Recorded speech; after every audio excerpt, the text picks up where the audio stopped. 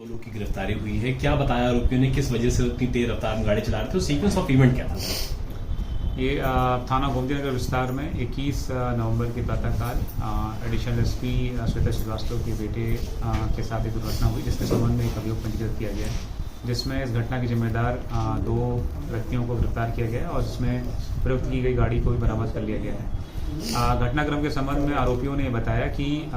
उनके उसमें से एक आरोपी देवश्री वर्मा के चाचा ने एक नई XUV 700 अभी 2 महीने पहले खरीदी थी और उसके चाचा वर्तमान में लखनऊ में किसी शादी की वजह से आए हुए थे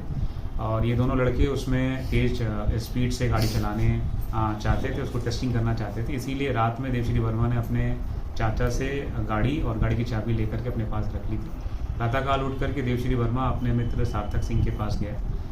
जहां सार्थक सिंह के बारे में उसको जानकारी थी कि उसके पास लर्निंग लाइसेंस है, इसीलिए ये लोग सुबह में गए, जहां पे देवश्री वर्मा ने उसको बताया कि सुबह सुबह पुलिस चेक नहीं करती है। फिर दोनों वहां से गाड़ी लेकर के G20 रोड पर आए, जिसमें एक तरफ से देवश्री वर्मा गाड़ी चला रहा था और उसको उन्होंने आपस में शर्त रखी थी कौन ज़्यादा तेज़ गाड़ी चलाता है। तो देवश्री वर्मा भी बहुत तेज़ी से गाड़ी लेकर के निकला और रास्ते में एक माँ बेटी जो वहाँ पर थे उस समय मौजूद, उनसे ऑलमोस्ट भिड़ते भिड़ते बचे। पुनः जब वापस में G20 रोड पे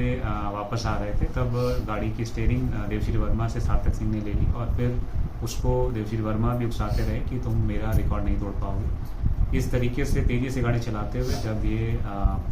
वहाँ घटनास्थल पर पहुँचे तो मृतक के सामने उन्होंने उसके, चूँकि अनियंत्रित तरीके से गाड़ी चला रहे थे, उन्होंने फुटपाथ पर चलने वाले मृतक के ऊपर एक गाड़ी चढ़ा दी और जिसकी वजह से दुर्घटना हो गई। ये घटनाक्रम था। सर, लखनऊ पुलिस का इसको लेकर के एक अभियान भी चलाया जा रहा है, क्योंकि वहाँ पे जो रोड है अक्सर देखा जाता है कि बाइकर्स फर्राटा करते हैं। इन लड़कों ने भी एक दूसरे से शर्त लगाई थी स्पीड को लेकर के, उसको लेकर कुछ लखनऊ पुलिस करने जा रही है? जो मुख्य रूप से लखनऊ पुलिस में जहाँ जहाँ ऐसे रास्ते हैं जहाँ पर ट्रैफिक का लोड कम रहता है, जिस वजह से गाड़ियाँ तेज़ रफ्तार में चलती हैं, जैसे लोहिया पथ है या ताज होटल से